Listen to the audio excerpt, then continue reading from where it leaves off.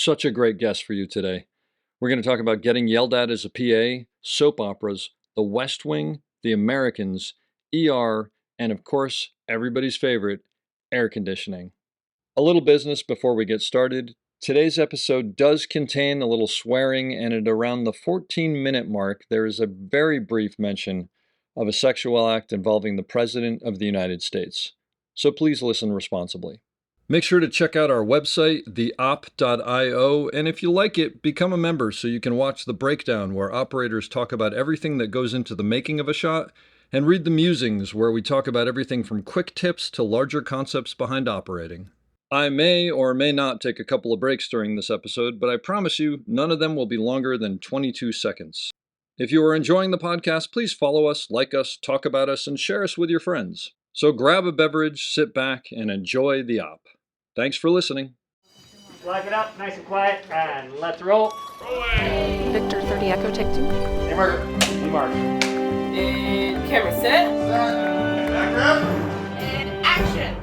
Hello, and welcome back to the Op Podcast, the podcast where we talk about operating, the art of visual storytelling, and everything involved in it. I am your host, Dave Comides, and I'm very excited to have a guest today who is a friend, a collaborator, a great director, a great producer, goes on and on. Tommy Schlamme. He is director slash producer slash everything else on, among other things, West Wing, Snowfall, Parenthood, The Larry Sanders Show, ER, So I Married an Axe Murderer, Tracy Takes On, several ABC after-school specials, which I'm going to ask you about.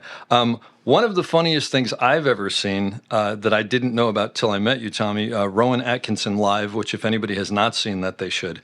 And two unbelievably underrated shows, Sports Night in Manhattan, which if you haven't seen them, please rush out and watch them.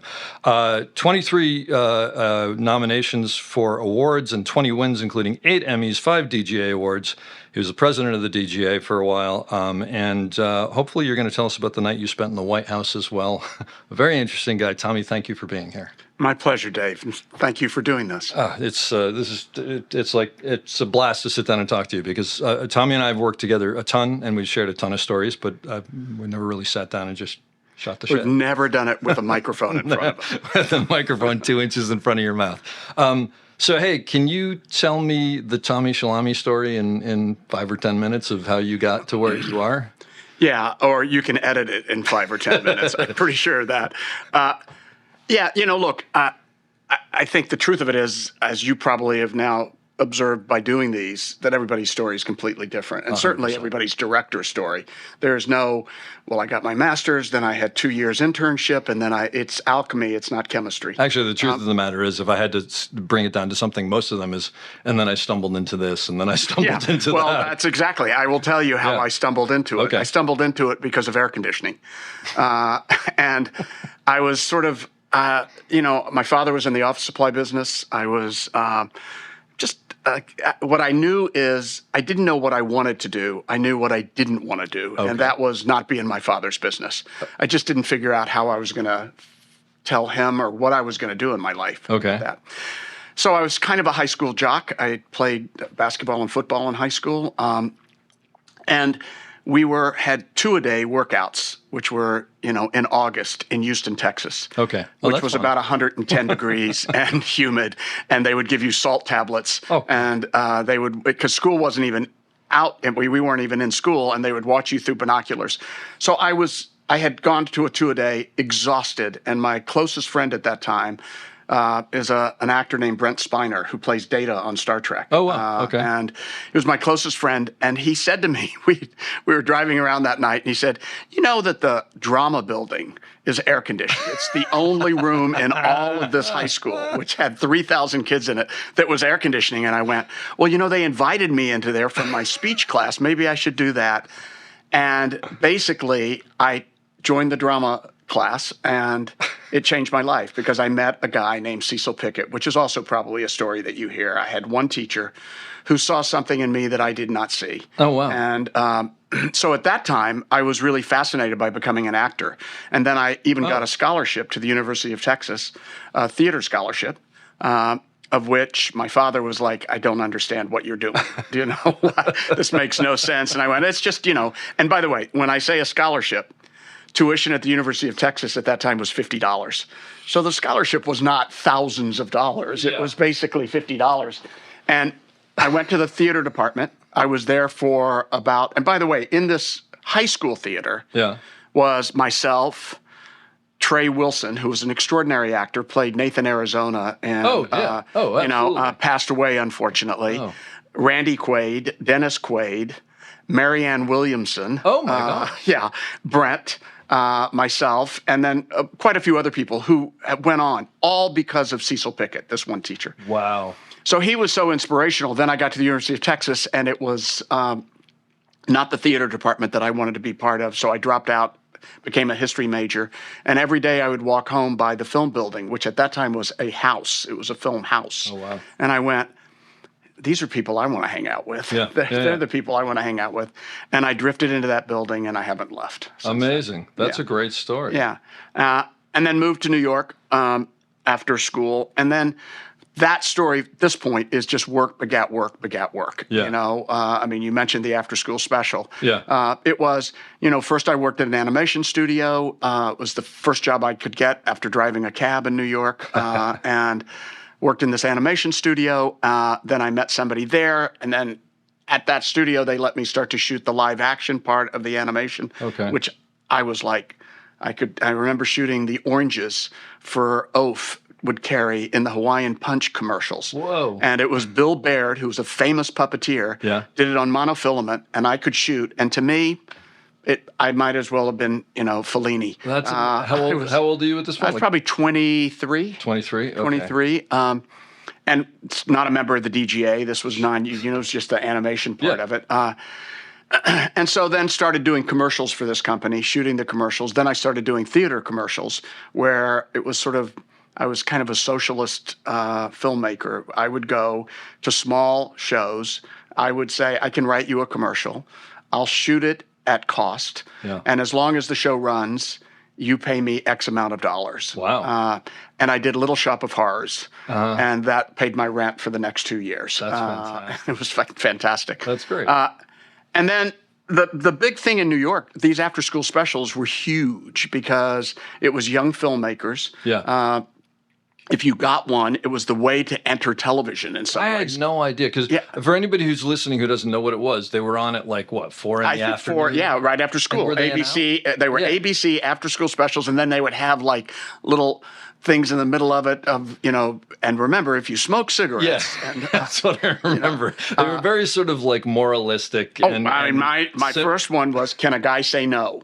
Which was about losing your virginity. Oh, I need to find this. Is this available somewhere? And Jeff Jur was the cinematographer. Jeff Jur was the cinematographer. And 15, 20 years later, we did a pilot together and have tried to work many times together. Oh, yeah. But we met on that. And then I did another one, which was Della Reese about a gospel family, and Tempest Bledsoe was the young girl who was from the Cosby Show. But you know what? Just to stop you for a second, this is something that's interesting, because I think when you're starting out your career, you're working on these things you're working on anything you can, right? It doesn't make a difference. I mean, like my big thing was I used to work on these horrible rap videos with Maddie Libatique, and that's how I learned how to move a Steadicam around. So it's just like it's doing whatever is available and just doing it to the best of your ability and trying to learn. Well, that's the whole thing. Work begat work. All I could say is be the best PA you could be. Yeah.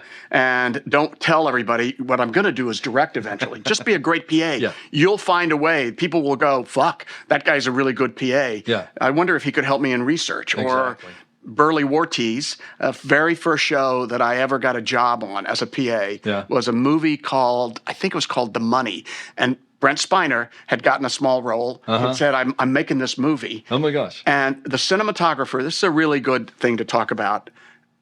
And I think the operator was a guy named Todd Crandall. Okay. I believe I remember them both because they adopted me in some ways. That's so great. And it connected me to that part of filmmaking, cinematographers and operators, that to this day I still feel that's the closest relationship I have outside of, along with actors.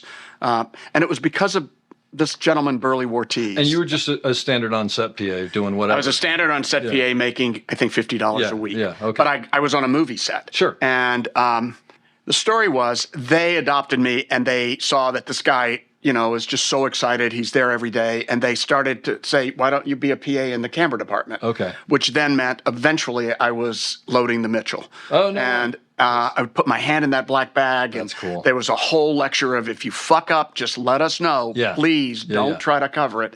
And it was just the most exciting thing in the world to me. That's amazing. So I worked on that thing. And what happened was the director was incredibly abusive, and it was way over his head. He was the actor was Larry Luckenbill, who at one point he stormed off the set. Larry Luckenbill screamed and yelled and said, "This is the worst set I've ever been on. It's the most unprofessional group of people I have ever worked with. I cannot deal with this," and storms off the set. I was like, "Oh God, this is Hollywood. Yeah, right. This is what." Anyway, about 2 hours later, he shows back up at the set, and he goes, "I'm ready now."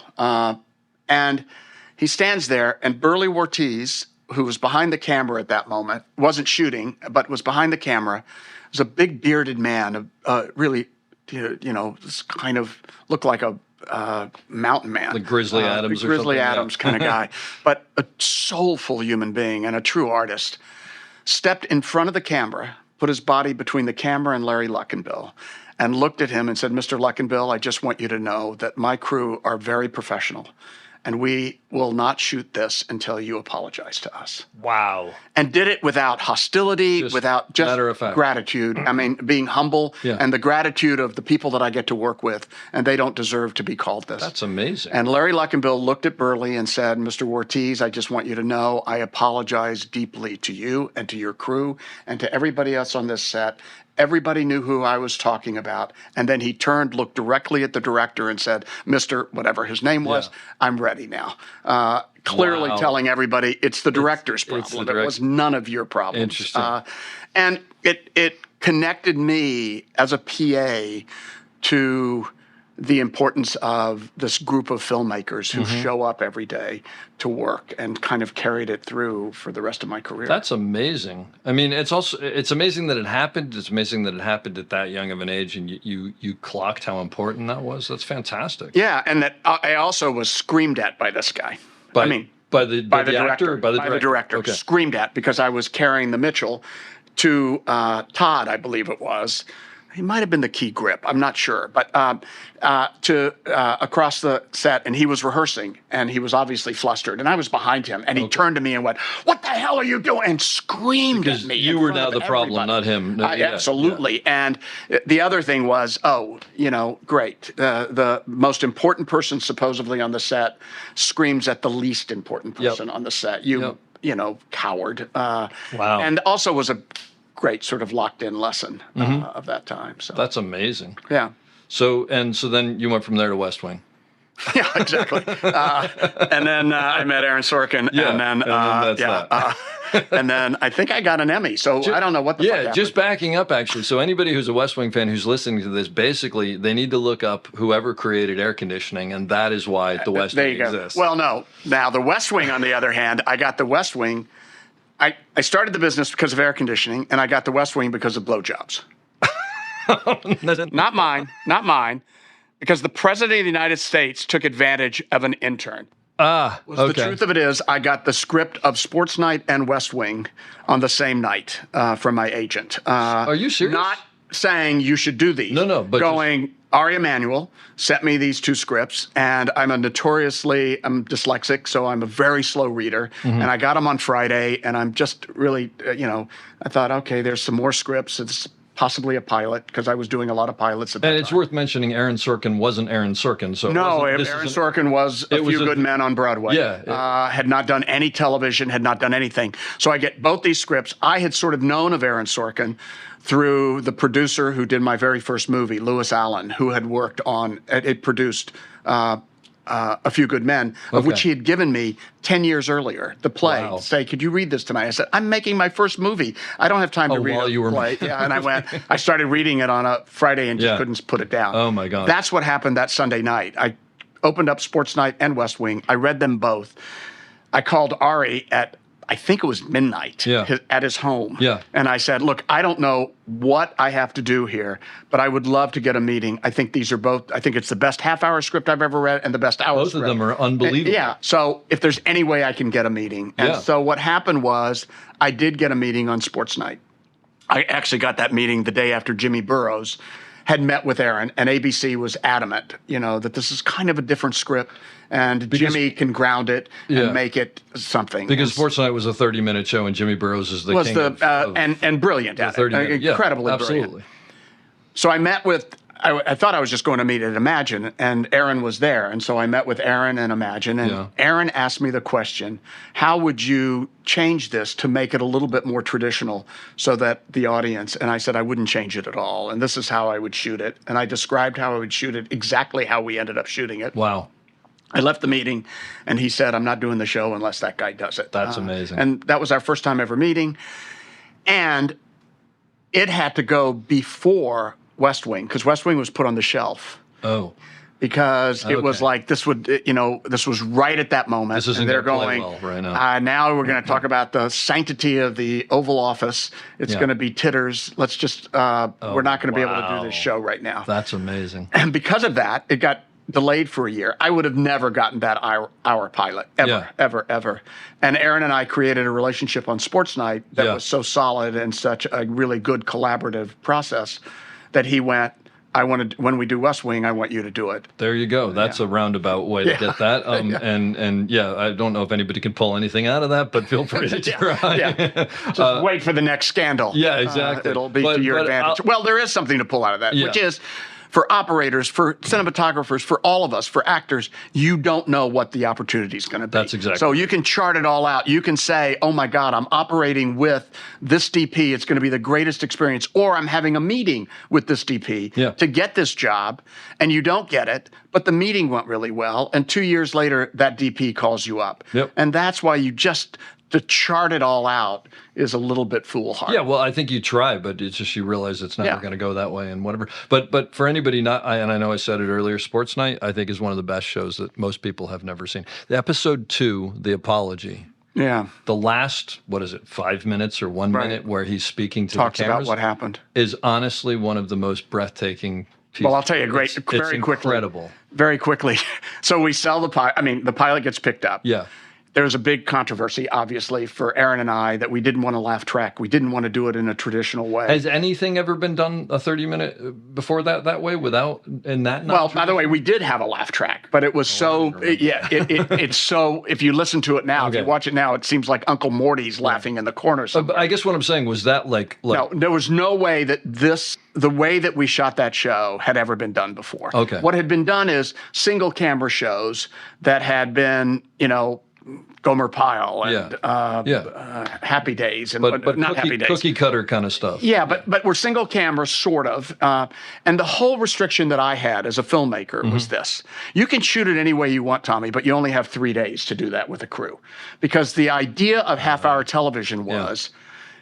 You would have your camera crew would do Drew Carey on Monday and Tuesday, and then that would be a Tuesday night show, and then there would be a Friday night show. So that same crew would then go over and Wednesday, Thursday, and Friday do another show. So that was if you can figure out how to do it on a Wednesday, Thursday, and Friday, and shoot your show that way, and only have 3 days to shoot it, then Godspeed. Even though they wanted me not to do it that way, and so. That's how I sort of came up with shooting this thing, which I still think was one of the great joys, which was 2 total days of rehearsal. That's all it was. It was just putting it on its feet and doing the whole play in 2 days. You'd get the script Sunday.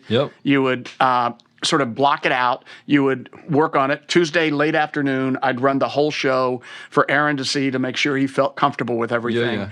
And then Wednesday, Thursday, and Friday, we just came in and shot it. Wow. And so you were shooting 12 pages a day or whatever it was, but it was sort of okay because it was all rehearsed. And then we would have like a live audience come to see part of it because it was so much the Steadicam. And it was so the idea of not the technical part of the Steadicam, but the idea of a live show, the excitement of the movement of a live show, how to do that. And fortunately, the technology was there for us to be able to do that. That's amazing. I think Jerome Fosse was your Steadicam operator. He was. On that. But I learned that technology, the Steadicam technology. I don't know if you ever know this, from soap opera, from another job I got. Okay. Which was after the after-school special. All right. My agent calls me up and says, and this is an operator Steadicam story, so it's okay. No, I like it. But this is all great. My agent called me up. I remember being in New York. I remember calling my agent back from a phone booth because you would, phone booth. I'll explain that after the podcast. Yeah, exactly. That'll be a picture. And it was a rotary dial. And I called the agent, and my agent says, we just got a call from the soap opera One Life to Live, and they would be interested in you. And I went, what are you talking about? I just did my after-school special. I'm going to get a feature now. I mean, that's what happens. I broke in. I'm telling stories. I had been doing commercials. I'd been doing this other stuff, and now I got this after-school special. And they said, yeah, you know what? Just meet with this guy. He really does want to meet you. He's a guy named Paul Rausch, who was the executive producer.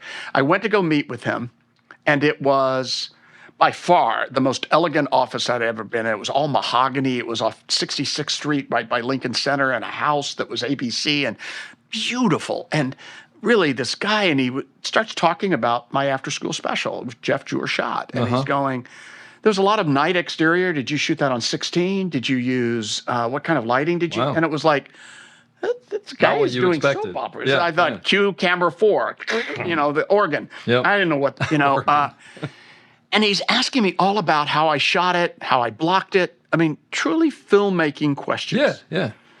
And then he says, let me tell you why I'm meeting with you. Occasionally, we go on these remotes. And what I've been doing in the last couple of years is I find young filmmakers who I kind of are going, oh, you're just starting out, but you have clearly an interest in filmmaking. And go, why don't you come shoot our remotes? Because it's not done. It's done as single camera stuff. And I was like, oh, yeah. And now I'm somewhat interested, but I'm thinking, okay, I'm going to go to the Paramus Mall to shoot something. And he says, because we're thinking this year of going to Vienna. And there you go. And I went, Austria? And he said, yeah. And I said, because personally, I've always wanted to do soap operas. So this is a perfect example. Anyway, the next thing I know, we're going to go scout Vienna. Wow. Now, in the process, I'd been working a lot with Lorne Michaels' company, Broadway Video, doing stuff with them. And one of the producers for Lorne said, we used this guy in Milan, in Italy, an incredible Steadicam operator. And he's a great operator, and he's an incredible guy. And he's in Europe, and you're going to need somebody.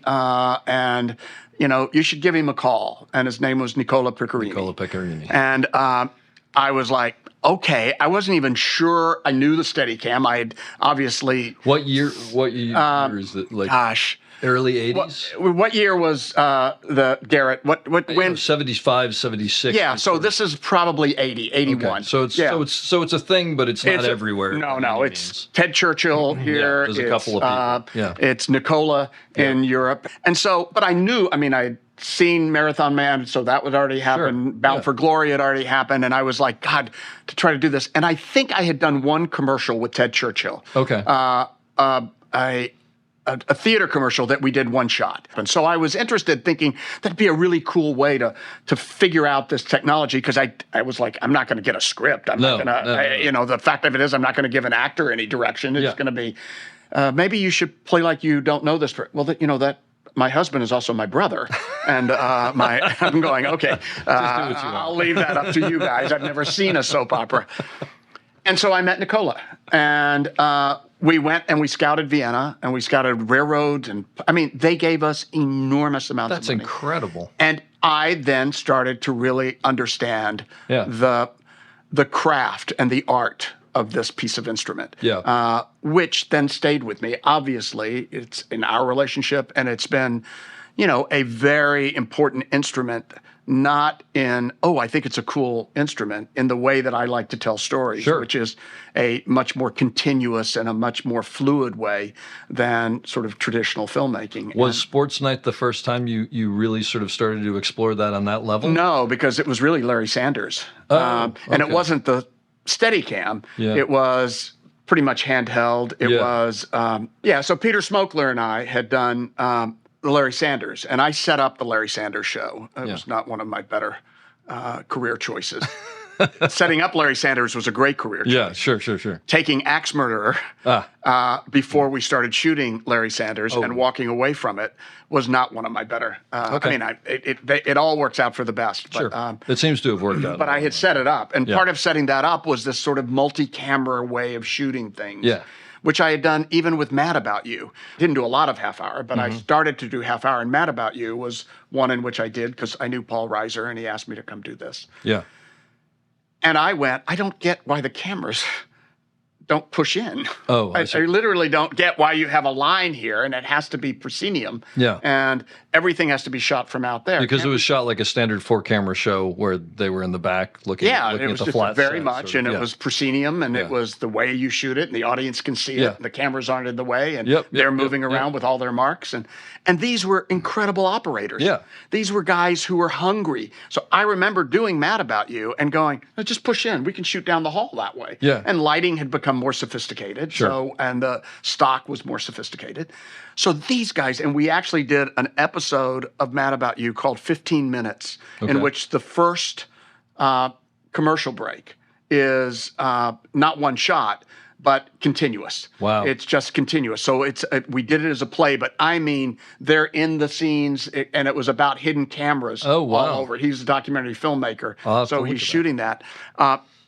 And I just watched these operators just really just a level of excitement That's so and cool. appreciation Yeah. of what their talent really was, because even though they had to be really good at this proscenium part and get to where they needed to get to, they hadn't been asked to really push into a scene and shoot a scene the way that they would want to shoot a scene. Sure. So That's amazing. anyway, Nicola, we did we did Vienna. Then 3 months later, I get a call from this guy again. And he goes, "Have you seen The Mission?" I went, "The Jeremy Irons De Niro movie?" Yeah, it's an extraordinary movie. You remember the falls, the Iguazu Falls? He said, "Yeah, I'm thinking about throwing Tina," who I didn't know who the fuck Tina was, over the falls. And I'm going, sounds like a scout great. to Brazil to me.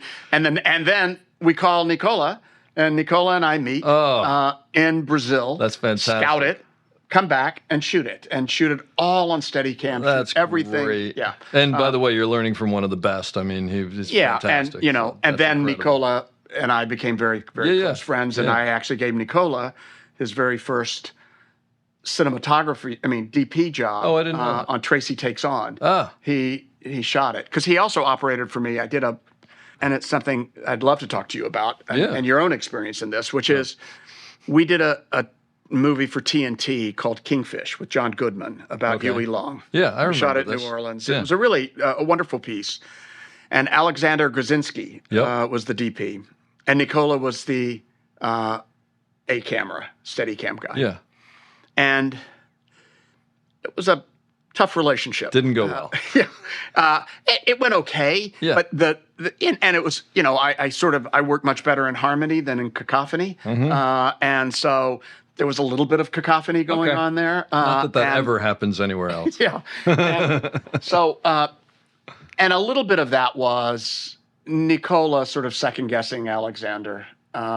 And he had already been DPing a little bit. So now he was doing this for me. And then Alexander was also thinking that, Nicola was judging him. Yeah. So that relationship was a balance that I had to sort of figure out. I had great respect for both of them. Sure. But, and then I realized the next time I'm going to work with Nicola, he's going to be a DP. He's going to be a DP, because he's not going to work well anymore. He already is. So in that case, let me ask you a question. Do you get very, very aware of who you're talking to about what and trying to keep a balance and so that you I only become aware of it because I want to be sensitive to what might happen. Yeah. Which is, by the way, the job of a director. The job of a director, for me at least, is it's just as important for me to read the room as it is for me to also be able to tell a story that I desperately want to tell. Yep. Everything is motivated, and I heard your wonderful podcast with Roger Deakins And it was, but Thank because you. it was so focused on storytelling, which is all I really care about. Yeah. I never care about what the equipment is, who that is, what that is. We've got to tell a story. But I also do care deeply in when I tell that story that we're trying to create a family Yeah. that is also excited about telling that same story, and that we're all moving in that direction. That doesn't mean that we don't have a lot of different ideas, Yeah. which is really exciting to me. Yeah. But we're not pointing fingers at a lot of other people and making it truly a cacophonous family, as opposed to, I think a relationship that I have noticed over many years is between the DP and the operator. Yeah. And sometimes it's so beautiful because when I watch you and John work, and then when John Lindley. Lindley, and then when I'm put in that ingredient too, it's like, oh, this is a beautiful little triangle that's sort of working, which is actually not a triangle, it's a circle, and that's really great. Part of what I've learned over the years, which is just be very transparent with all the parties involved and try to get that to be a little bit more open and available. But I've noticed it even to this day. I mean, this happened on the last thing I just did, and incredible DP, Craig Wablinski. Yeah. And it happened on Manhattan with Richard Witowski. Yeah. These are extraordinary operators when they were operators. When they were loved operating. it. Yes. Yep. And so they're going, I don't know how to completely let go Yeah. Yep. and not get frustrated when I'm at the monitor with the moment that the operator didn't seize something that was right there. And the irony of that is that what they are tending to do is probably what they exactly would not have wanted someone to do them. With no fault of But their own. it's fascinating. It's very similar to actors directing the first time. I would agree with that. I have noticed that you would think actors are treating other actors the way they wanted desperately to be treated. Yeah. But in fact, they get frustrated. Yep. And they're going, why are you? And I'm thinking, wow, you're talking. I mean, not all. And then, by the way, there are some extraordinary actors. But it's understandable. Completely. Yeah. And it's really, and I could see Craig at times, who we had wonderful operators. Yeah. But and part of that was not about the operator, and this is really interesting. It wasn't that the operator didn't do what the operator was told. Yeah, yeah. The operator didn't use their own instinct. Yep. And with Craig, that was the whole thing. You're a filmmaker too. I want you. Here's what it should be. Yep. But be fluid in the moment. And to me, that's what separates. I think it's something you had mentioned once, what separates really good operators from great operators. That's a question I was going to ask you. Yeah, and I think for me at least, I mean, first of all, it is that they know the story as well as the DP knows the story, as well as the designer knows the story, as well as the director knows the story. Yep. That they're really involved in filmmaking, and they're part of the process of filmmaking, not waiting for instructions to be told what to do. Yeah. It'd be great. Here's what we need, and this is what should happen in the shot. But not to be. I mean, you're in the scene. Yeah. You are in the scene with the actor. You're in the scene, but you're the only person in the moment when something happens that's out of the ordinary, that you have to know how to seize on that, or not seize on it. By the way, move or not. You're not the only one.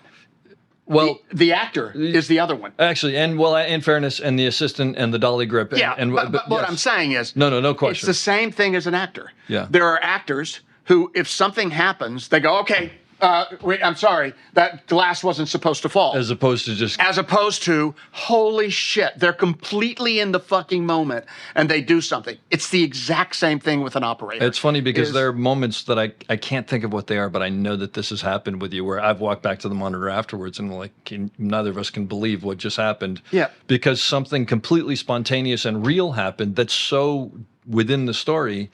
And it's not acting, nor is it operating, nor is it is just instinct and truth, because you are really in it. Yeah. And to me, that's those operators, and I've been fortunate enough to work with, besides yourself, many operators who have the ability to possibly make a mistake. Because that's what happens. What happens is it's easy if I just follow the rules. It's really easy. You told me that I just have to do this. Your head and there down are some shows, by the way, Yeah. if you shoot House of Cards, you're not improvising too much. I mean, Okay. you I know, didn't know Fisher that, set but up okay. something, and there was a reason Yeah. that you didn't pan and tilt, and Yep. you didn't. But okay, that's that style. But if it's not that style, Yeah. then if I'm directing something, if it's somebody saying to you, I want you to be the filmmaker. Yeah. I don't use below the line and above there's 105 filmmakers showing Yeah, up every yeah. day. And if everybody's coming to it with that and thinking that they have the ability to help shape it, somebody knows what they want, that's also a nightmare if it's somebody who doesn't have any idea what they want and everybody's making decisions. And also isn't allowing you to help them figure that out. Yeah, I mean, that's where the problem I think they're both a problem. Yeah. Yeah, no, Truthfully, there's no question. I think if they allow you not to help them, that's a real problem. But if they're basically saying, save me here Yeah. to everybody, Yep. then 10 different people are coming from 10 different sources. And you don't have somebody with a vision that's helping everybody bring their vision to it. So, Well, the thing you circling ironically back to what you said about John Lindley and yourself and myself working and it being a circle, which Manhattan, by the way, the second I heard it was the two of you, I was like, I don't care where it is, what it is, whatever, and turned out to be one of the undiscovered gems that's out there. But and I'm sure you're aware of this, but maybe you're not. Is, we'll be rehearsing a scene and you'll be watching it and I'll be watching it. And I sort of usually do my little walk around to kind of look at stuff and John will be looking at it and you'll go this, and this. And then there are times where you'll look at me and I don't know, maybe I'm furrowing my brow or something and you'll just go, you have something better. right. And what are you thinking? And I'll go, well, what if we did it? And sometimes you say yes and sometimes you say no, but is that you have a very specific idea of what you want. And then you're absolutely happy to throw it out the window if something better comes along, because it is all about telling the story. And John's the same way. It's like, okay, this is going to be harder to light, but it's a better way to do it. It's like, it's the end of the day is the story is what's important. Right. It's not who came up with what. And those are the perfect situations. But so let me ask you a question. I come on and I work with you. We have a ton of history. I know exactly what I can get away with, what I can't get away with, what you like, what you don't like. But a newer operator who comes into Tommy Schlamme, how do they know where that line is of how involved they should be, how not involved they should be? I mean, is there an answer to that question? I don't know. Look, I think there is an answer to the question, but I know what I can say. Yeah. How it's received, I never know. In other words, how that person processes it, because I could be saying something to somebody. Yeah.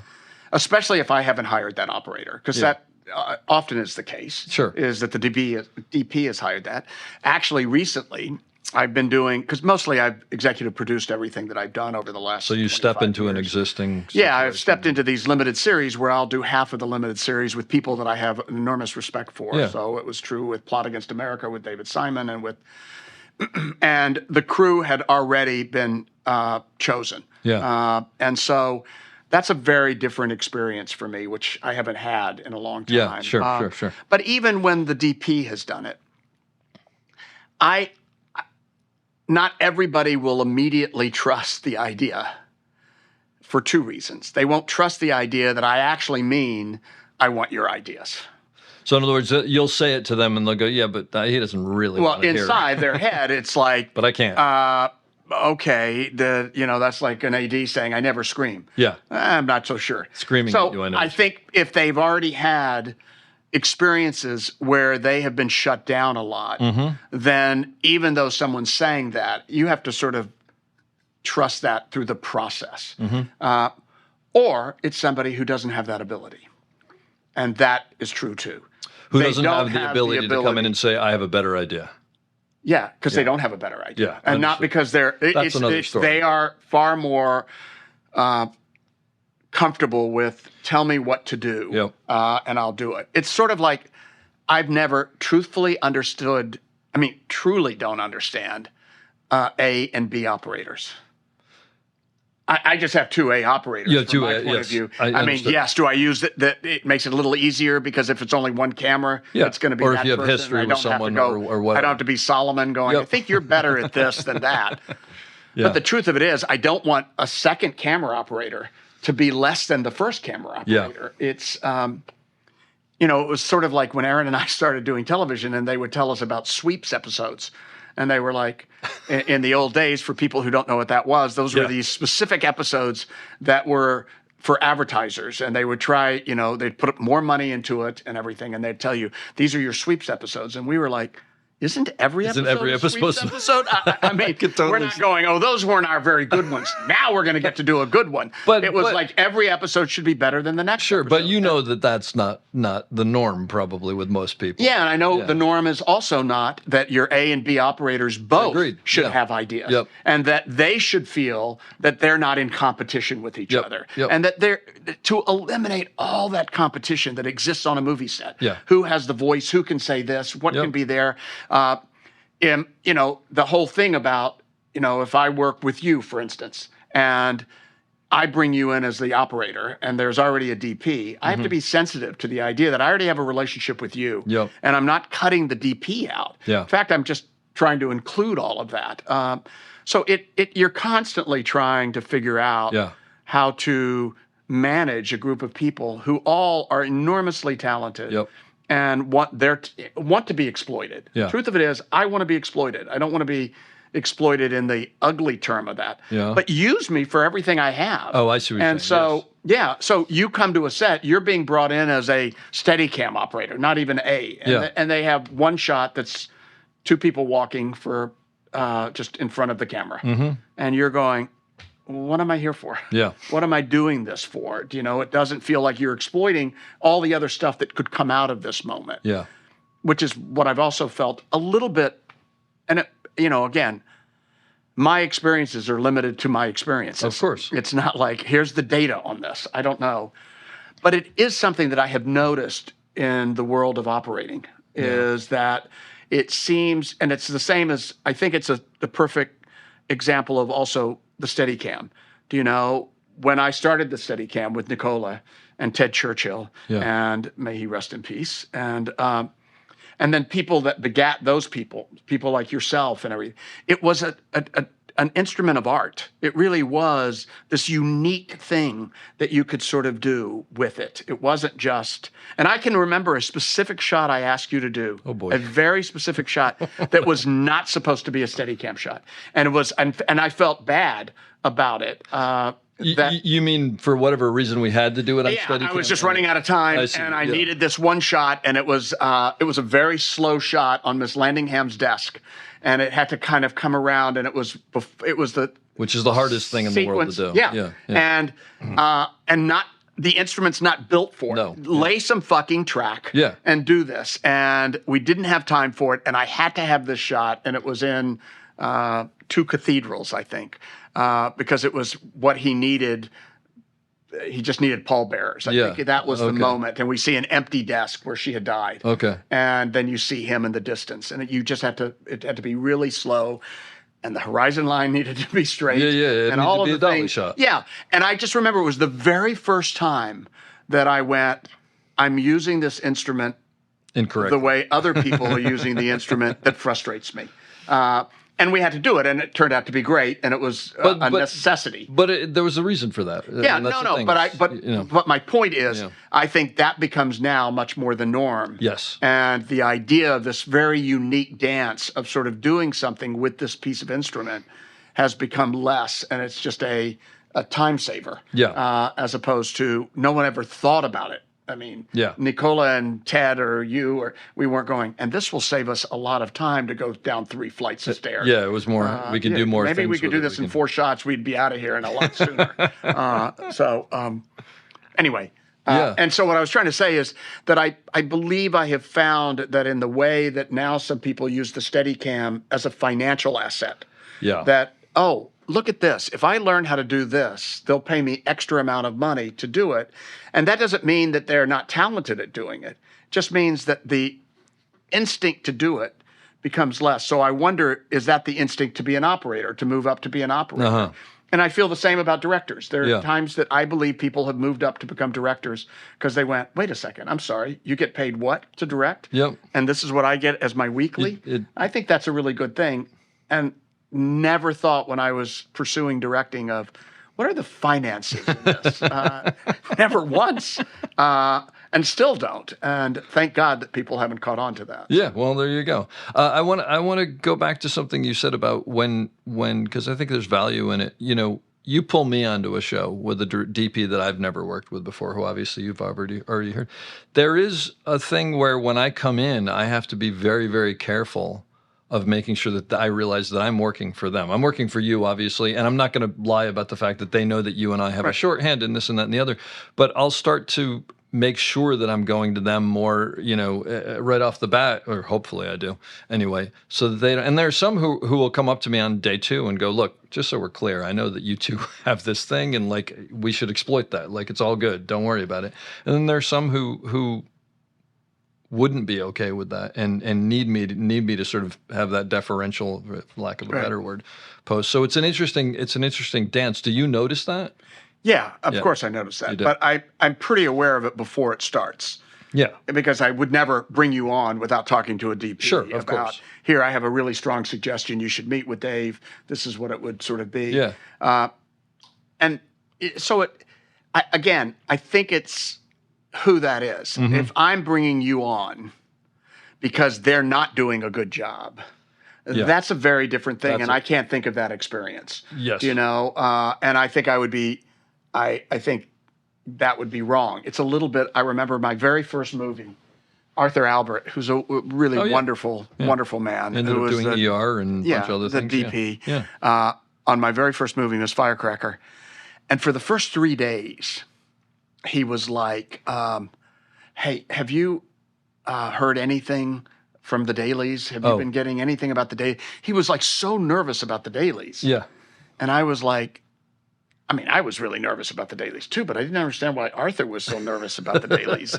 And he'd been doing this. This was my first movie.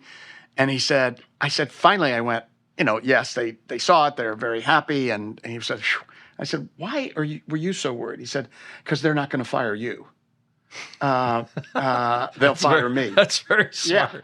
Yeah. And I think that's a little bit about the operator. Yeah. I'm frustrated with the DP. Yeah. These operators, can we get rid of that operator? So let's get rid of the operator. I'll bring in Dave to do this. Yeah. Would be, no, the problem doesn't exist. It's an impossible situation. And so that I would never do because I already know. Yeah. What the problem is. It's an uphill battle for you. It would be, I'm not eliminating the problem. Mm-hmm. I'm just trying to fill the hole. Yeah. And so I think it like anything else, you have to be sensitive to those things. You have to be making sure that person is, and then to be really honest with that person. This happened in an experience with you. Yeah. And I was very honest with the DP, and he was honest with me. Do you know that he was basically saying, it's hard for me. It's hard for me with somebody who has a very strong point of view. Yeah. And I've done this before. And he hadn't been a DP for that long and had been more as an operator DP his whole career. Mm-hmm. So unlike myself, who's very open to all these ideas, that's more difficult. Not for him. everybody that's has the same as that you, I'm sure, run into many directors who it's like, I have an idea, but it's the very notion of giving that idea to that person makes it feel like they're making a mistake. Yep. And that's the whole thing. It's what I've learned about actors. There are actors whose first instinct with giving a note is that they fucked up. They've done the wrong it's thing. Like, okay, so I'm going to have to work around that. Yeah. Because it's so far from the fact that you fucked up. It's that we're working together here. Yep. And then there are other actors who are secure enough to know that, okay, what else? What else? Give me something else. But I think that's what it all is it's security. It's knowing like, okay, this was my choice, but that's not the choice you wanted. And it's to the reverse of what you just said. Look, I understand what type of operator I am, and I'm not the type of operator who sits on the dolly and goes pan from 45 degrees to 60 degrees. I just don't do that. So at the same point, I can't honestly take a job that's going to be that and know that I'm going to be happy with it. So, it's sort of, I think you have to be aware of it. But you brought up acting. Can you talk about operators working with actors and what you expect of that? What's good? What's bad? I don't know. I'll give you an incredible example of where I think what I said earlier, I think to you in this interview, which the idea that they're in the scene. Yeah. I think there's times where I've shot and it's either handheld or a steady cam, and it's like a 3-person scene. Happens to be the 2 actors and the operator. Yeah. And so that relationship for actors who start to have relationships with the operator is a really beautiful thing. Yeah. It's an incredible thing because they feel there's somebody I trust. There's somebody who's watching me. It's not the DP. It's literally the person who's right there with me, who saw my performance before anybody else sees my performance. And in this last job that I just had, there were 2 fairly, greener operators. And I kept saying, and one would sort of get frustrated and sort of, I can't believe that happened, and I'd go, you can't do that on the set. Let me tell you why you can't do that on the set. Yes. Because that scares the person. And I get what you're doing. And I appreciate the fact that you're frustrated and that this didn't happen. Yep. But you're going to have to learn that you're part of the scene and these people are reading you. And so you will learn the art of duplicity here. Yeah. And the idea of trying to make that person feel safe.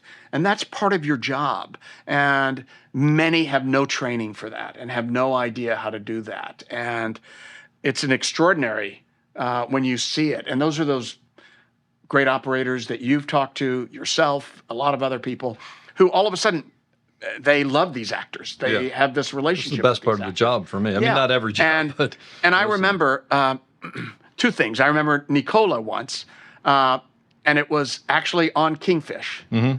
And it was a little scene that John Goodman had with an incredible African-American actor named Bill Cobb. I remember. I mean, Bill Cobb was in Hudsucker Proxy. He was up in the tower. Oh, yeah. The beautiful, great sort face, of right? incredible face. He was on ER, actually. Yeah. I put him in ER, and then I cast him in this. And it was just a scene about, he was a porter, but it was really a scene about dignity and this, just without saying much. Uh-huh. And I remember Nicola, after the second take, he came to me and went, "That's an actor with a capital A." And I was like, "Oh, we can move on." Yeah. I had I had seen it, but then it was so, the operator was in that scene with him. Yeah. It just moved him so much in watching that fucking moment. And I realized he's not operating. He's there recording this extraordinary piece of acting and is there with him. Feels like I'm in the scene. Yeah. And it was incredible. And then I did a sequence, and this was where I actually had asked the DP to be the operator, because I also knew in this series, it was on The Americans. And that was a show that, it was actually the first show in 20-something years that I just came, because I knew the creators. I talked to them about doing the pilot. I wasn't available. And then the first season, they said, "Would you come do 1 episode?" Yeah. And then I did a few and became very close with Matthew and Carrie. Yeah. And Richard Ratowski, again, who came in for John Lindley on Manhattan. Yep. But he was the DP. And they were wonderful operators. But Carrie and Matthew had a great relationship with Richard. And it was like a really beautiful kind of relationship. And I had a sequence in this show that Matthew has to pull Carrie's tooth. And brutally, a little marathon man. It had to be, right? They couldn't go to a doctor. And I remember the actors being really, I'm not so sure, they didn't like the scene. They thought it was a little bit gratuitous, and why are they doing this? Yeah. And, the scene had the show had an enormous amount of sensuality to it. Mm-hmm.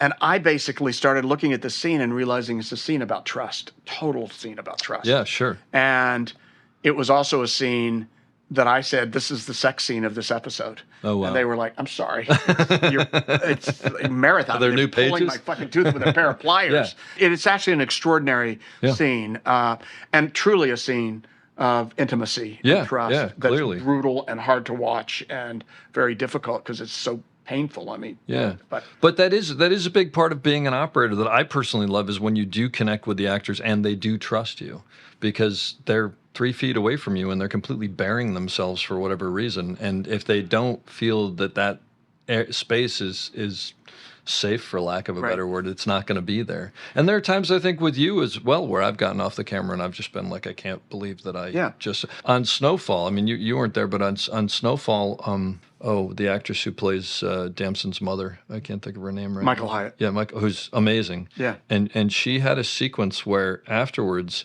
she just stood up and I was staring at her and she put her arms out and I went over and I gave her a big hug, and it was as much for her as it was for me, because it was just this incredible, and we just stood there for a couple seconds. But that's it. I mean, I think especially when you're shooting a movie or even a series, you also create a relationship with those people. question. I know Inside you and and Olivia outside. on Manhattan had this incredible relationship, Absolutely. but part of that is nurtured out of this intimacy that you're all sort of feeling. Yeah. And I think so many operators underestimate that. I mean, they can be storytellers. They can also be technically proficient, but they underestimate the sort of ability to connect with the people that they are dancing with. Yeah. You know, their dance partners. Yeah. And it's like, okay, well, I've just been told to dance with you, as opposed to, no, you are dancing with them. Yeah. And you better understand their moves and who they are. And that's why through a series, it becomes a really beautiful thing that, No question. Dave's here and I'm going to try this. And it's great. It becomes a very different thing. That's a great point that actually I don't know that I've touched on with other people, so I'm so glad you brought it up. You're a very visual storyteller, which is one of the reasons I love working with you. How do you approach a scene visually to try to figure out where you start with it, where you go with it, and is there anything you can offer up on that? Is that too? Maybe that's too. Well, no. Here's what's fascinating to me is that I'm considered a visual filmmaker. I think you are. No. Nobody else And by the does. way, so do others. I mean, Okay. I'm not Yeah. denying it. I never came into this. I came into this, as I said, I was an actor for a while, Yeah. and then and I had done a little bit of theater, and I had, I kept that, all I knew was get me in a room with actors. Mm-hmm. And I can, what I know got for you. sure, and that has been the best of my experience, the place that I feel most safe with is I'm pretty sure, and I've had some not great experiences, but for the most part, 95% of all the actors I've worked with truly believe, I might not have given them the best direction, but believe I'm in the trenches with them. Yeah. That is what I do. There's no and question. so from my point of view, I would think of myself as an actor's director. And yet, I think because of trying to then figure out the dance, the visual dance, of why I'm doing this on film, I've sort of figured out another way to visually tell that story.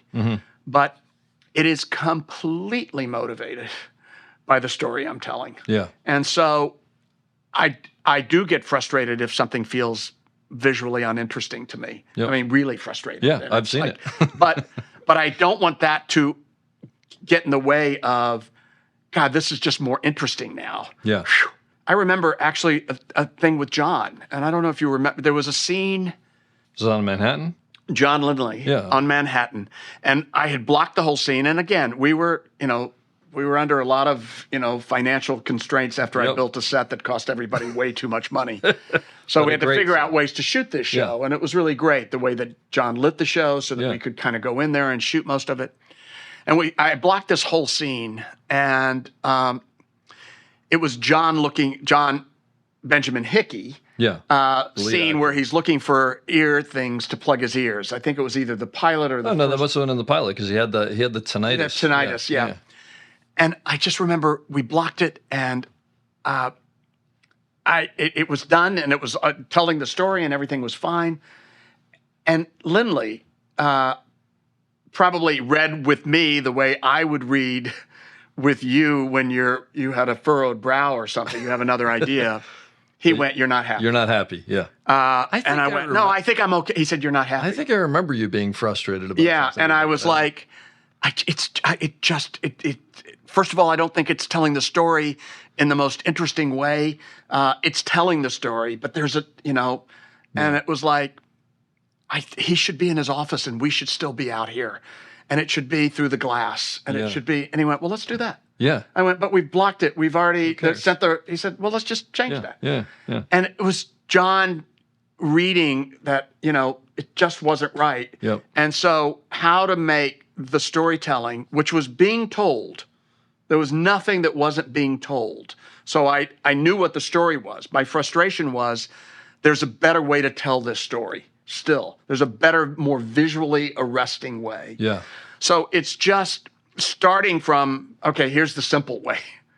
All right. Now I know what that is. Yeah. Now I can kind of start to move it and change it and make it better, which is when I look at you with a furrowed brow, or I look at John, who truly have a sense of light and a visual sense that I believe I have, but I believe is augmented enormously by the talented people that I can work with in that area. Yeah. And so, and this was a quote of mine, actually, which is, and I feel about actors, and it's the same way I feel about operators and DPs and everything, which is, I would much rather try to hold back a thoroughbred than to kick a mule. It's exactly what I feel. I want thoroughbreds. Yeah. I want strong opinions, because I think it is what has caused Nicola and I shooting with the Steadicam early on, and watching Nicola with his one good eye figure out how to tell the story this way of a story that I'm helping him explain and understand the story I want to tell. And I learned, there's all of this. So my sense of being a visual filmmaker, which I am and I hope to be, is because I've just had a lot of great assistance in that process. Yeah. You've allowed them to give you that assistance. That's the big part of it, right? Yeah, but I've allowed it because I also know at the end of the day what feels not truthful to me. Yeah.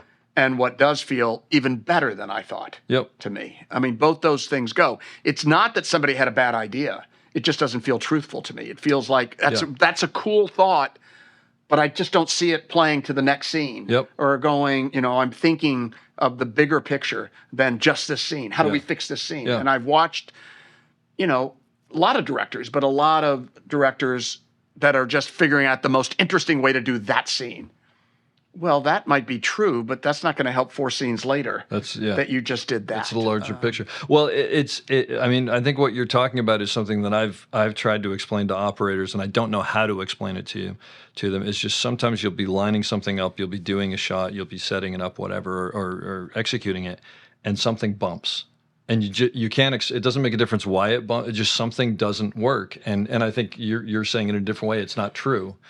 And you have to listen to those instincts. Yeah. Hopefully you have those instincts. If you don't have those instincts, I don't know. And you won't have the instincts without the enormous amount of talent. No. And that's why I always think with incredible actors, when they're having trouble with lines, it's because it doesn't work. It's because the line isn't right. Yeah. Allison Janney would have a trouble with a line. I'd go, Aaron, you got to rewrite this. I can promise you there's something wrong with it. Yeah. Listen to her. And it just might be where the words are and how it is, and it doesn't connect with the thought that I was bringing to it, whatever it is. And it's the same with great operators. Just doesn't feel right. Or I think it's not telling trade secrets that John Lindley has a word for moving in at the end of a scene, which is a comites. And in some ways, it's where John and I, in some ways, creatively differ. He hates it. He just hates it. He just thinks I do it too often. I don't know that he hates it. I think he thinks you do it too often when we work together, because there's times that I'm going, I just know that punctuation in telling the story and where it's not used later. Yeah. And I think it's just the idea of it for him gets a little frustrating. I don't think he minds it. If he really minded it, he wouldn't be joking about it. No, I know. He would not be joking about it. He does joke about the guy who's just, I'm going to make a quick joke about something that really bothers me. I think we know when that happens. Yes, that's exactly right. But you hit on something that I wanted to ask you about, but and maybe it'll come back to me. That's what it was, actually. It was a story because we did that interview after the live show, or maybe a couple weeks after. We were all sitting like on chairs in the ER, and they asked us about the live show or whatever, and they showed some video that they had taken of after one of the scenes, and you said, when we came in here, you did this and that and the other, and something was different. And I said, yeah, I'm doing it different every time because I don't want to sort of fall into something. And you paused and you said, good. And then you turned to me and you said, do you have any idea what you're actually going to do tonight? And I think I turned to you, I was like, not really. You go, okay, good. Which was an interesting experience, that whole the thing. live show. Yeah. Well, but that's where I kind of met you, and as you said on on the Deacons project, I sort of made it sound like I showed you what live TV was, which nothing could be further from the truth. But I do remember after we met, getting that, I think it was, unless like this VHS camera from Circuit City. It was like the lowest technology, and figuring out all the shots with you. And that's sort of where I was like, oh, this guy like has great ideas and wants to tell stories. Yeah, and I thought, I mean, that's a really interesting show about operators and about bringing operators in from different disciplines, because there are different, much like you said, as an operator, I sort of know where my talent lies. So if it's going to be a little bit more restrictive and more, I'm not going to be the best person to do that. I know for me, there are shows that they could say, would you, early, especially early in my career, that I said no to, not because I don't want to do that show. I just didn't think I'd be good at it. Yeah. And it wasn't out of my fear, because I've done things that, like the ER Live, that I'm going, that there's no way I know how to do this thing. Nobody knew how to do it. So. That seems exciting. Yeah. My fear can be met in some ways. Well, those operators who came in were fascinating because they were the top of the top of the top in live television. But live television was the Olympics and the Grammys and the this and they were that more and the than other. just that. Yeah. There was also,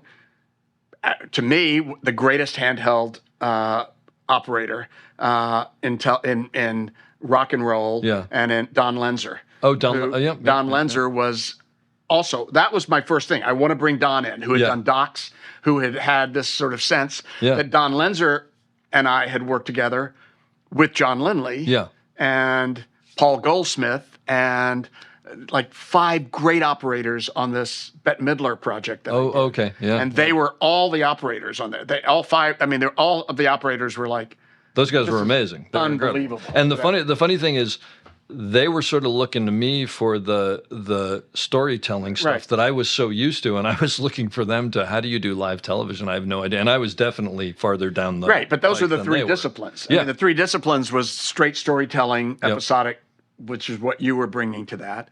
Don Lenzer, documentary filmmaking, handheld, extraordinary. I mean, in that Bette Midler thing, he did a thing where, and I went, that's great operating, which was, he was right up. She was singing the Beast of Burden. Okay. And he's right in there with her. He's on stage with her. And then she just violently just drops down, and he does not move. He doesn't fucking move an inch. And then she pops back up in the fucking frame. And you go, oh my God. You didn't try to, I mean, the idea that he knew, don't try to follow her at this moment. Don't, nothing. I'm on. That's this amazing. Is what it is.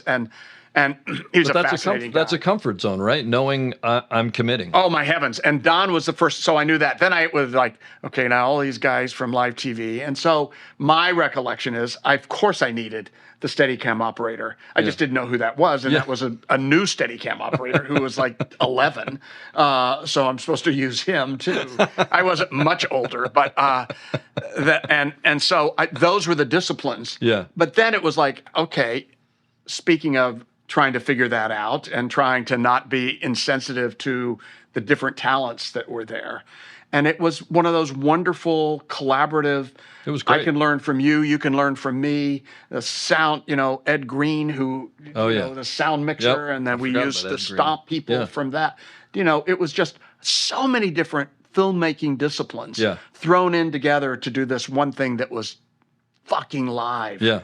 That was... It seemed unachievable when we first started out. I remember thinking even almost up until we were ready to do it, or maybe up until the rehearsals beforehand, like, I don't totally know that this is going to work. Well, the Wednesday night didn't work. I mean... The rehearsal? That first rehearsal Wednesday night. I don't remember that. Because we shot it all. Yeah. And that was what we were supposed to send... As the backup. To NBC. In case the feed went down or something. And John and I met afterwards. John Wells and I met afterwards, and we went, and both who had been in theater know that a bad dress rehearsal usually, a bad final That's a good sign. Is a good opening night sign.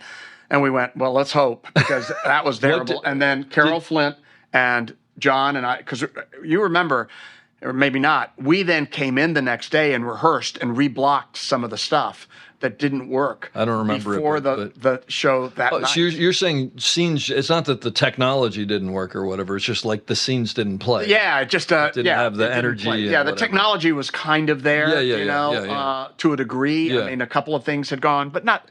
That was kind of okay. So more importantly, my part was working, but your part was not working. That's right. That's right. You did exactly what was asked of you, and I went, I can't change this in the edit room. Oh, boy. So I'm gonna have to change it. So what we made a decision of, I don't remember that. is we didn't send that to NBC.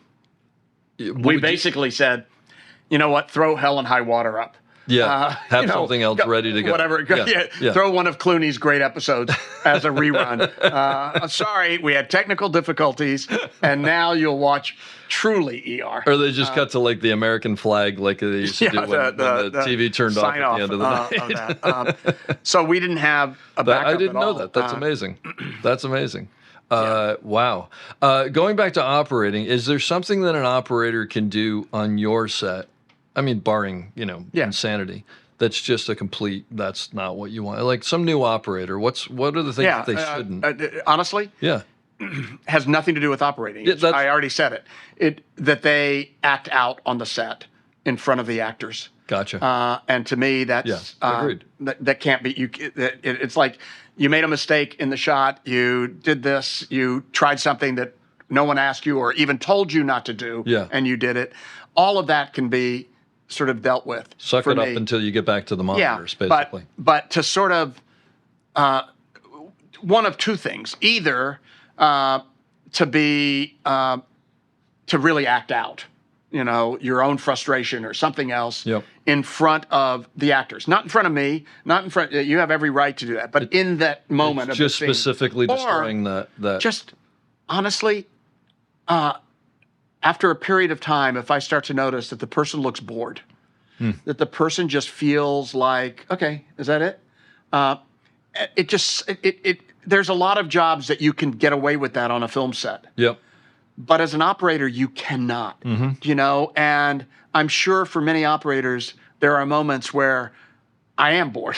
Yeah. This is not what I want to be doing. I don't believe in the scene. I think the script is not that great. I think all of those things, but you're just too close to the center of gravity to not be responsible for making sure you don't fall into the hole. Just basically you're saying because of the ripples that sends out to everybody else. It's exactly right. You have every right to be that. Yeah. But you have to learn much like a director has to learn. Yep. It's a very similar skill set. Sure. Which is that art of duplicity. Doesn't mean that you have to go, hey, that was so great. You don't have to do any of that. Yeah. You just have to make sure that you have to be aware because you have to be sure of those actors. It's just about actors. Now, there's things that you're shooting that you're on a 400 millimeter and, you're 2 blocks away. That's or a something different else. story. But or there's stunt stuff that you're frustrated because somebody could be hurt. Yeah. Or there's ways to abort. There's ways to be able to actually, but the conceptual idea that those people,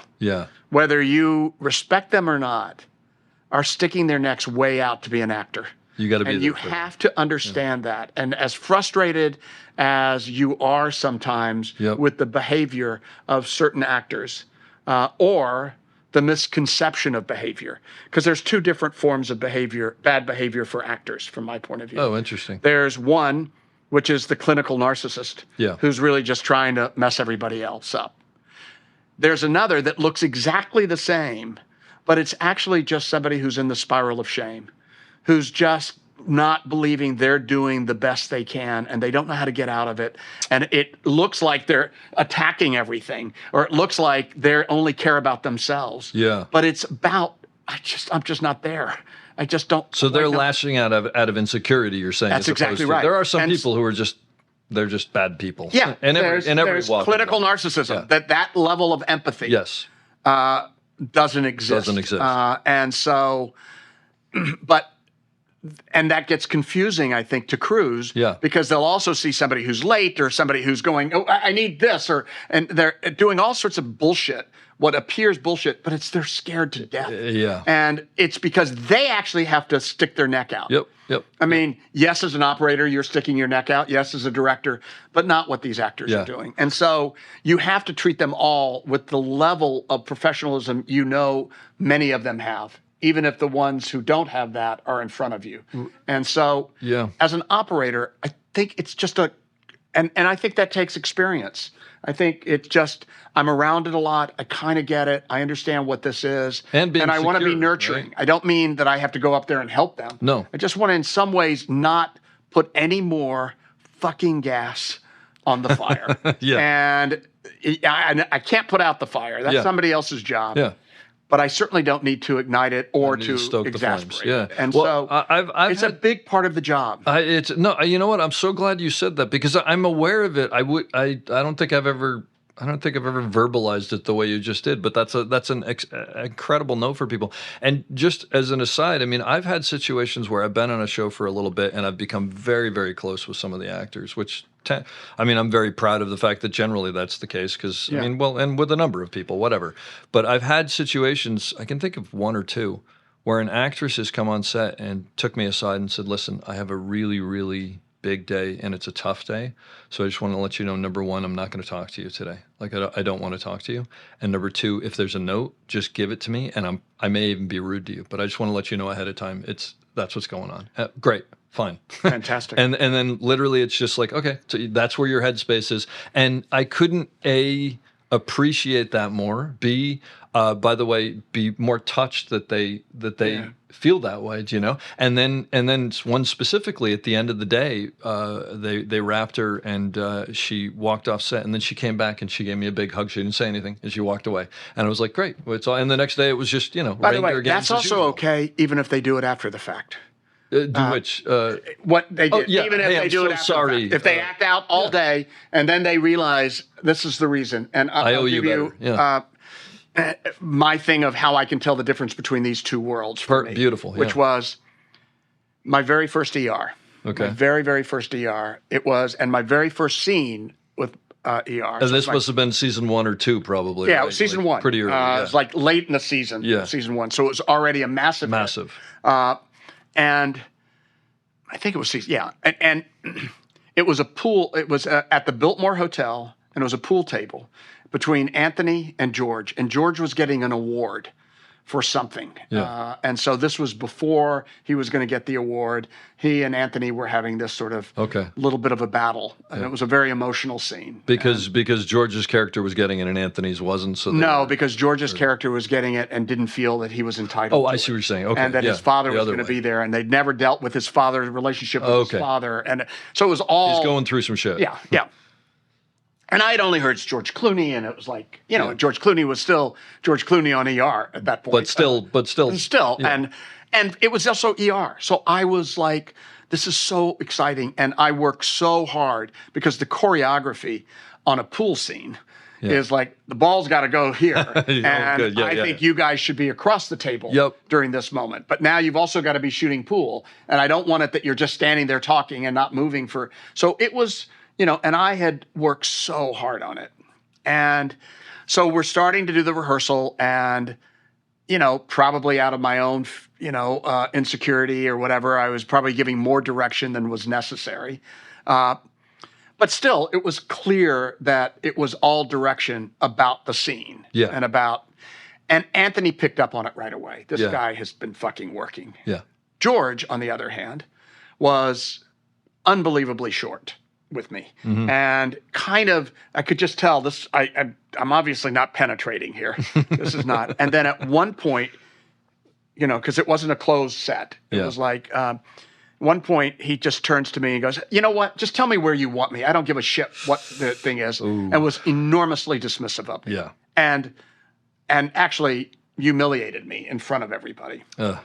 And so the scene finishes. And Anthony, who then realized, Anthony was like, Sheltie, animal. I can herd the cows going this way, and I know how to do this, and could tell what I needed, and was such an ally. No, he's the leader of that pack and all that stuff. It's great. So then the scene finishes, and I'm sitting there, and I'm going. I had just been put in movie jail. TV jail. Movie jail. Because I had done axe murder before this. Sorry, yes. And I did not have a great relationship with Mike Myers. Okay. It was actually, of all my working relationships, probably I've had one or two not great ones. That was not a great one at all. It's such a great movie, though. It was a nightmare to do and very difficult, and I never was able to reach him, and I could never be the director he needed, and it was... it was not a pleasant thing. But it was what I had realized is probably very early on, I should have had a talk with Mike rather than I can win him over. I know I've been able to win. It's what I started with, saying I was an actor's director. I eventually he's going to realize I'm in the trenches with you. It's going to be okay. That never happened. And maybe there should have been a discussion early on that this isn't happening. Yeah. So I thought, well, I'm going to go talk to George. This is at the beginning of the episode, probably as well. Like this was the first shot. Oh, the first. Very first scene. I missed that. Sorry. So I had the very, very first scene. You've got 8 days left. And yes, so I go to his trailer. I knock on the door. Yeah. Yeah. I was like, oh God, I'm so nervous. I said, could I just have a conversation with you? And he said, sure, come in.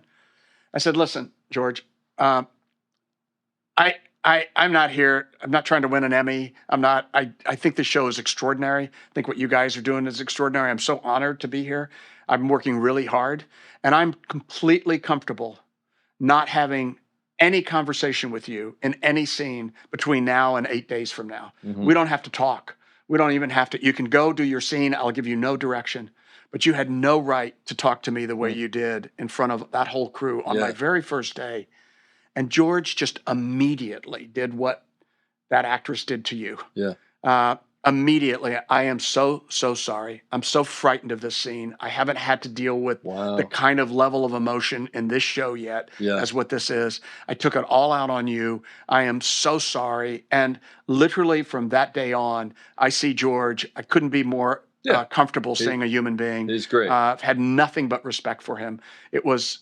And it was a lesson that I had learned from the worst experience of my career, which is, and it's probably a lesson for operators. It's probably a lesson for all of us. An operator, if it's overwhelming, the relationship between the DP and the operator, one or the other, and it should probably be the operator who goes to the DP and going, I'm doing something that's not making you happy. Because I'm terrorized on these wheels right now.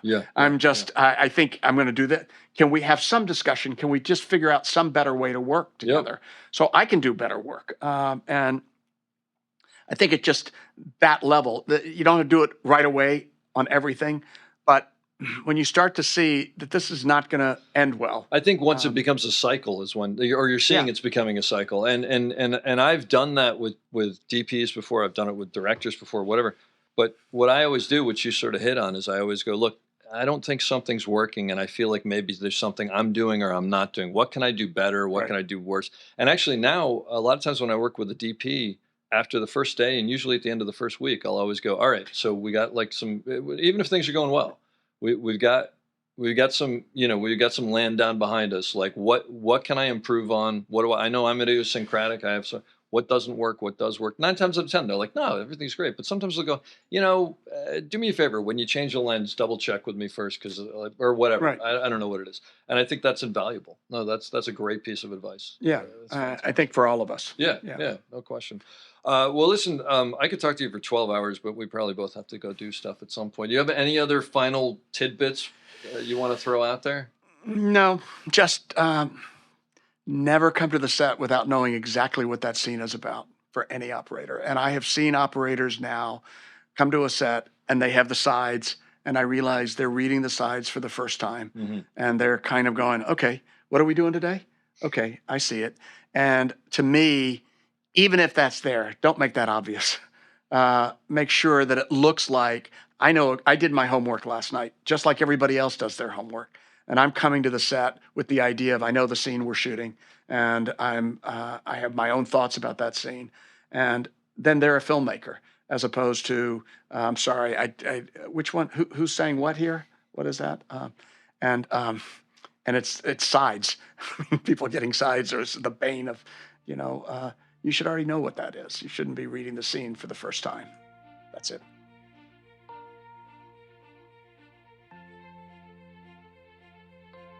Boy, I hope you had as much fun listening to that as I did recording it. It's never a dull moment when you're sitting down and talking to Tommy. It's one of the reasons I love working with him. I just realized that I never asked him about the night that he spent in the White House during the Clinton administration, but maybe that'll come back in another podcast. As I mentioned early in the episode, if you haven't seen the show Manhattan or Sports Night, cannot recommend them enough. Take a look at them. And if anybody happens to find one of Tommy's after-school specials online somewhere, please send it to me. I really want to see it and post it. Otherwise, we'll be back in a couple of weeks with another episode. Thanks for listening. Check us out at theop.io, and we'll talk to you soon.